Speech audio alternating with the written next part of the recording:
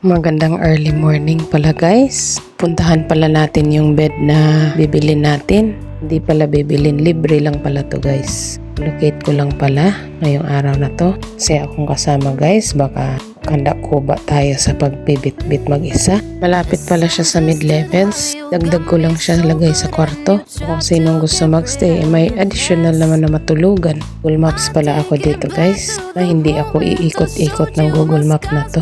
O pa naman yung Google Map minsan. Pindot ko pala sa Google Map is car. Hindi naman ako car pala.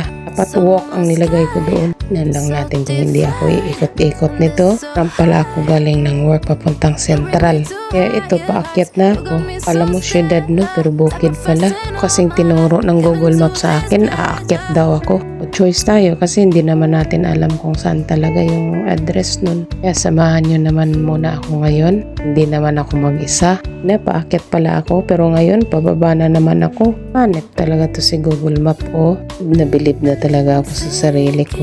Ako din naman ang may kasalanan. Bakit pinindot ko yung car? Walk na lang dapat. Mo kung saan saan na ako napadpad dito. 3 bagsak para kay Google Map. Nakita tuloy ako dito na restaurant. Ang sarap siguro kaya kumain dito.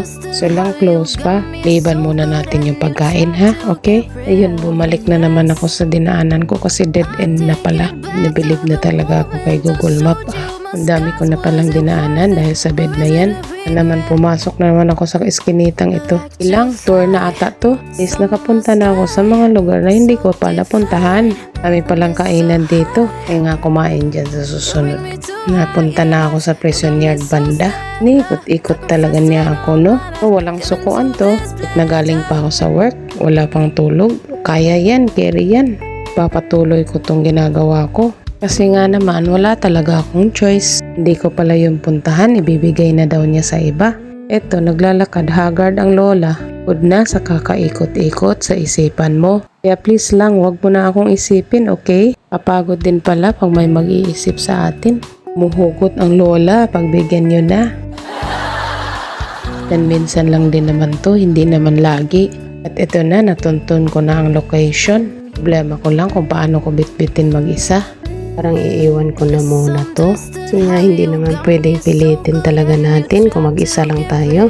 Nay ko pala tawagan ang gogovan at tulungan ako. Pero ang sobrang mahal naman kasi ang siningil sa akin. Kaya eto, pauwi na ako. Message ko na muna ang may-ari ng bed na yon. Sabi ko, balikan ko na the next day. Lang pala ilocate ng lugar na yon. Sobrang bilib talaga ako kay Google Maps. Yun niya talaga magpaikot, no?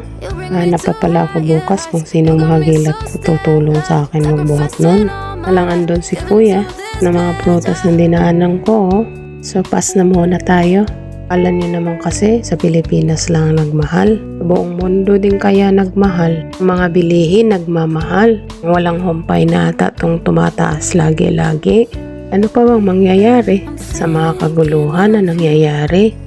Idalangin na lang natin na kahit anong mangyari, bigyan tayo ng lakas ng loob na lubaban sa mga hamon ng buhay at patatagin ang mga sarili, maging warrior at malagpasan lahat ng mga problema sa buhay. Alam nyo yan yung dalangin ko araw-araw. Hindi naman babalik na maging okay ang mundo. Sinasabing one world government. Anong gawin siguro natin? Hindi natin sila mapipigilan. Si Yahushua lang talagang makakapigil sa kanila. Siya ba nakauwi na din ako.